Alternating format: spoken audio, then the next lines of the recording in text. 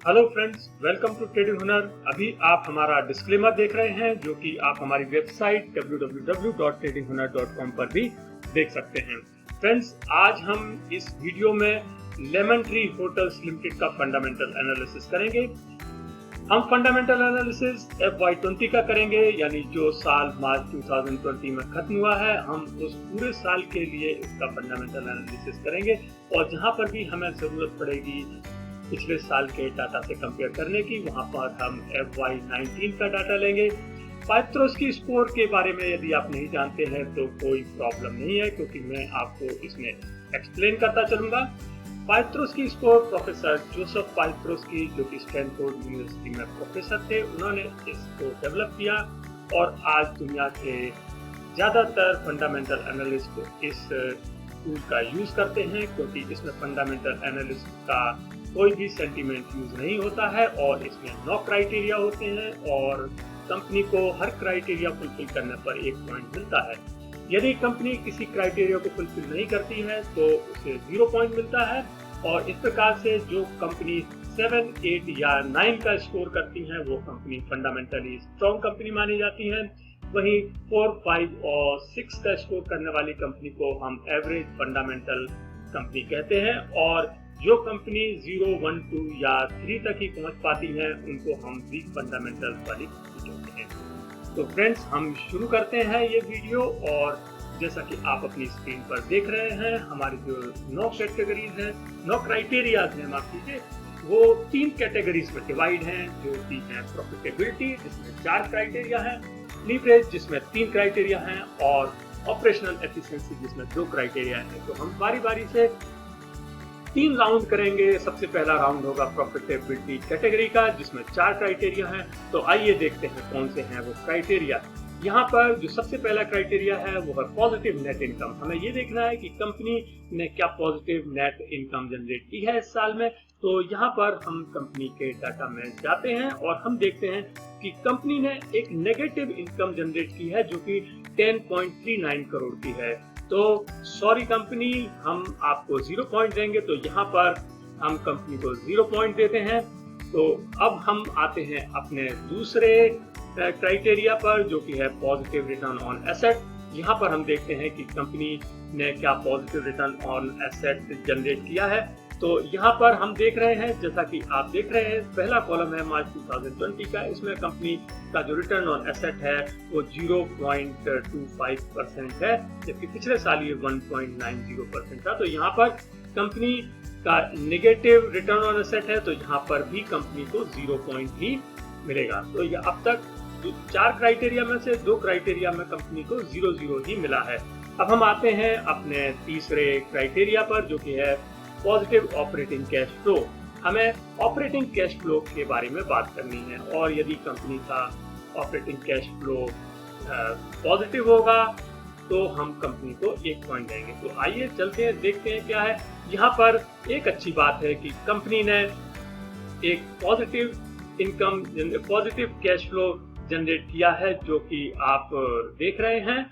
और ये कंपनी ने जो जनरेट किया है उसकी वजह से कंपनी को हम 1 पॉइंट देंगे। जैसा आप यहाँ पर देख रहे हैं, फर्स्ट कॉलम में जो तीसरा अमाउंट है वो है 14,832.70। ये लैक्स में है, तो मैंने इसको कन्वर्ट कर लिया है करोड़ में। तो यहाँ पर हमने इसको कन्वर्ट करके 148.32 करोड़ कर लिया है। तो इस प्रकार से कंपनी ने एक positive operating cash flow generate किया है। तो यहाँ पर कंपनी को मिलता है 1 पॉइंट।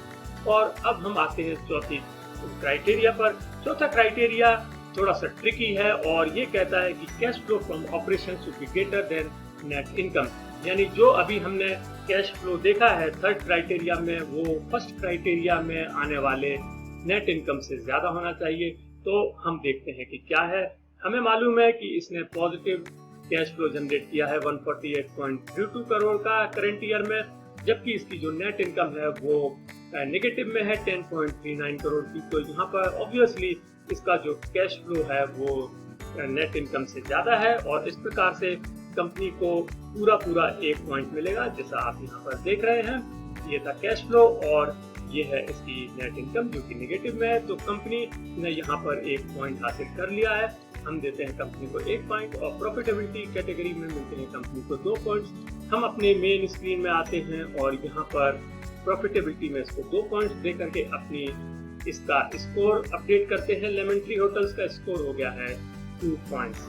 अब हमारा दूसरा राउंड होगा, वो होगा लीवरेज का, जिसमें 3 क्राइटेरिया हैं।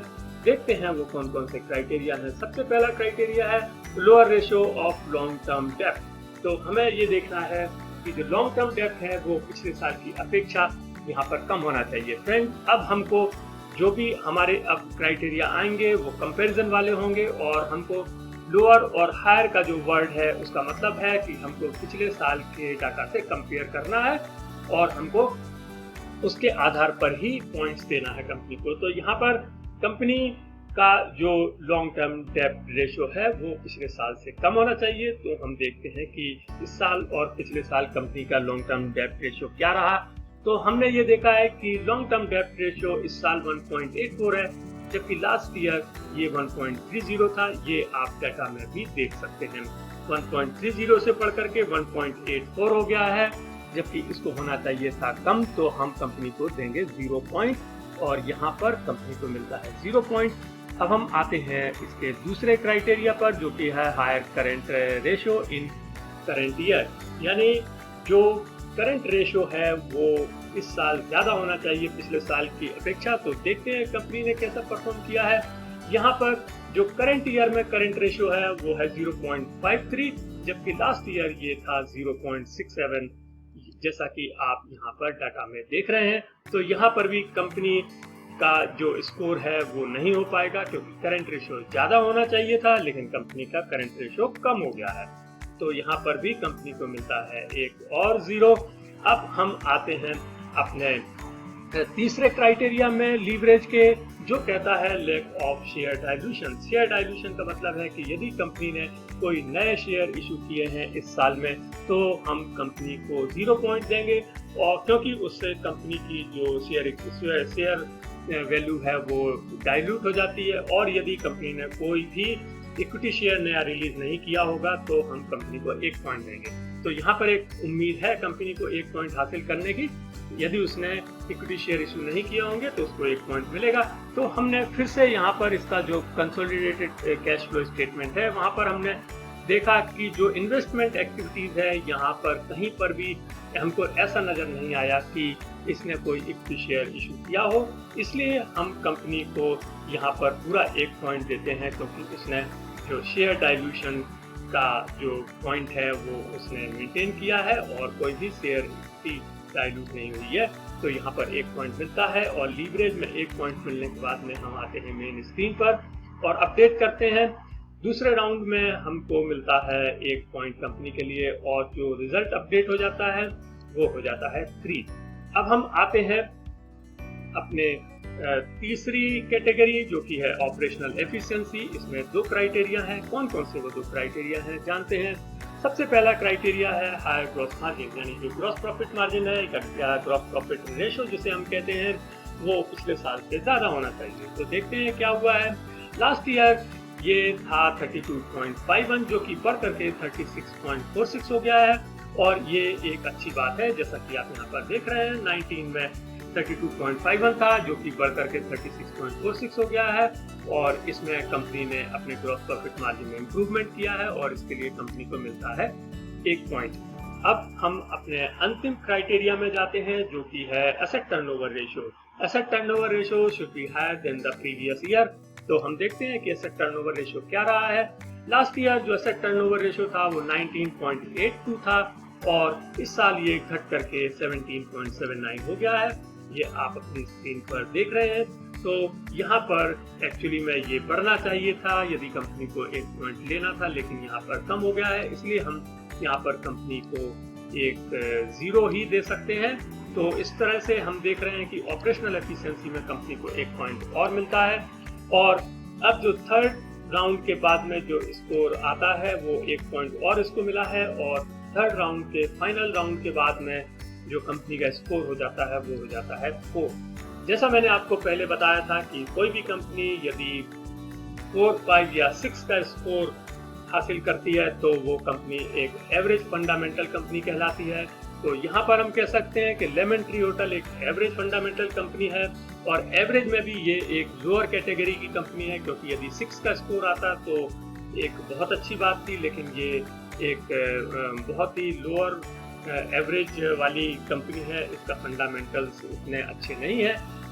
हमें एक ध्यान हमेशा रखना चाहिए कभी भी किसी भी कंपनी में इन्वेस्ट करने के लिए कि यदि किसी कंपनी का फंडामेंटल्स अच्छे नहीं है तो प्लीज आप 1 क्वार्टर 2 क्वार्टर देखिएगा और देखिए कि क्या उसमें कुछ चेंजेस हो रहे हैं, और यदि चेंजेस पॉजिटिव हो रहे हैं तो डेफिनेटली आप उसमें इन्वेस्ट करिएगा, क्योंकि वो एक बहुत अच्छी अपॉर्चुनिटी होती है।